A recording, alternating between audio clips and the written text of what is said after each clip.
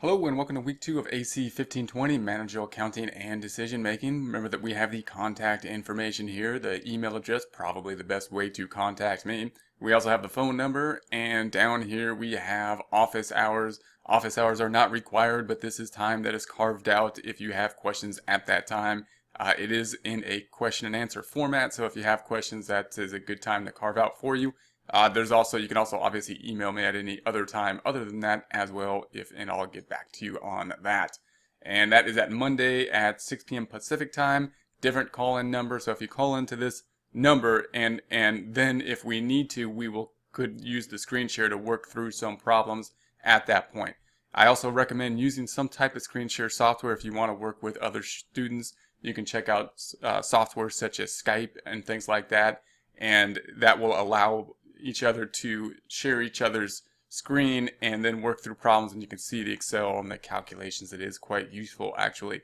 Then we have the two websites. Most of the instructional videos and or lectures will be on this website. If it's not opening as quickly as you hope, then try the YouTube channel. The YouTube channel works better on a lot of the devices. So if you go down to here and then you scroll down to under charter and we are in 1520. So 1520, then you can go through these here, and most of the instructional videos should be in order by chapter, so you can just go straight through them in this format rather than going back and forth from the Moodle page if you so choose. I'm going to go back to Moodle Rooms, going to close this up, going to scroll down to the current week that we are in, which is of course week 2.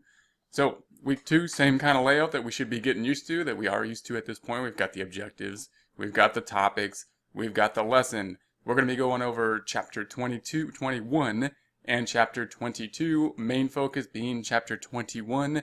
And we've got some of the instructional videos. Again, if you would like to just go to the YouTube channel, you might be able to just go through these straight through them a little bit easier than actually clicking on these and find them in that way. But either way works. 21, 22 channel. Then we have the work that needs to be done. So remember that everything from the discussion forum on down, that is the work that we need to do. As you know, most of the work will be in McGraw-Hill Connect up here. However, not all of the work will be listed out in McGraw-Hill Connect. So you want to go into Moodle Rooms and check everything off, even though you're going to do a lot of the work in McGraw-Hill Connect, just so you make sure you don't miss anything, because sometimes we sneak in some problems in here in Moodle Rooms, and it will not be reflected in Connect. Anything that is done in Connect will, however, be reflected in Moodle Rooms. So this is basically your checklist you want to go through. Before we start that, just want to remind everyone that my advice would be to get 100% of the 21% on the discussion forums. We have the most control over those. We want to get full credit on that. I would then try to get as much as full credit as possible on the assignments and the homework. Don't get any zeros on those. Avoid zeros if at all possible, because we do have the resources to at least get a good start on those. And then go into the quiz with as big a cushion as we can on the point total cushion. Make sure to take the quiz by Sunday. Can't generally make up the quiz unless there's an unusual circumstance.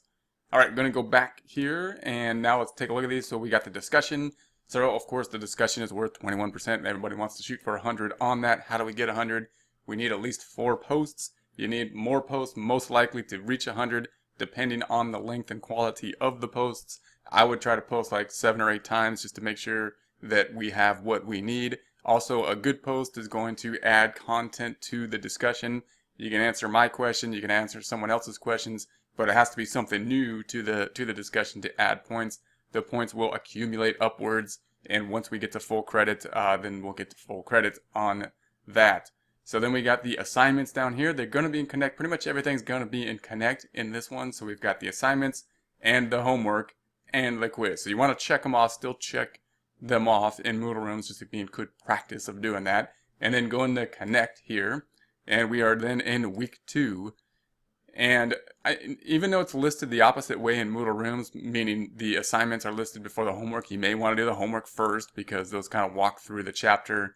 And then we have the assignments here. Now, I didn't have the paper clips in week 1 because they weren't the type of problem that I think we needed them. But the paper clips, remember, you do not have to turn them in. They're just to help, and they'll give you a lot of the answers to the problem, or a good start on how to format the answers to the problem. So make sure to open the paperclip, and then use that to work these problems. So if you open this paperclip, for example, you'll get a worksheet with 2 tabs. You have the video tab and the worksheet tab. The video tab will then open up, it's not to the YouTube channel, but it's to this website that works pretty good usually. So that should work. And then you want to use this to answer this problem. Use that to answer this problem. And then of course you could work it in the worksheet if you so choose. I think it's a good idea to do so. But you don't have to turn that in. This is not something that you have to turn in the Excel sheet for. Okay, so then I'm going to go back here. And then of course there's the same scenario here. You want to open up the Excel sheet to work this problem, and then make sure to take the quiz by Sunday. Again, the quiz will close after that time unless there's an unusual circumstance. Can't generally make up the quiz. However, we do have more leeway on late work with the assignments and the homework. All right, going back to Moodle Rooms, going to scroll up, take a quick look at the Gradebook and wrap things up. So Gradebook over here, green icon, left-hand side. Remember that your goal is to check everything off throughout the week, and then I'll enter the grades on Tuesday following the close of the week on Sunday. So if, for example, week 1 will close on Sunday, by Tuesday, hopefully like Tuesday at noon or something, the grades should be populated and you have an idea of exactly what should have happened in week 1. And then you're going to look at the gradebook and see that I have then implemented it perfectly in alignment with what it should be and how you have been imagining it. For example, the discussion form should hopefully be 100% because everybody's going full credit on that. Quizzes will be then populated in terms of what we got that you already know from McGraw-Hill.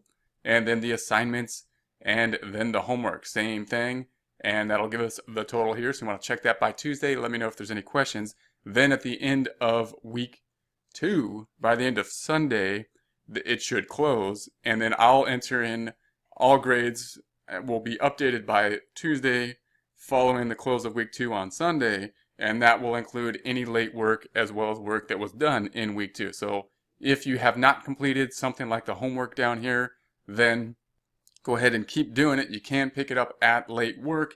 It may not be populated in this gradebook until the close of week 2, and then I'll check everything again on Monday and Tuesday, and by Tuesday, like afternoonish, you want to go in there and see if it's been updated, and then let me know if it has not. And that's going to be it for week 2, so have a great week 2.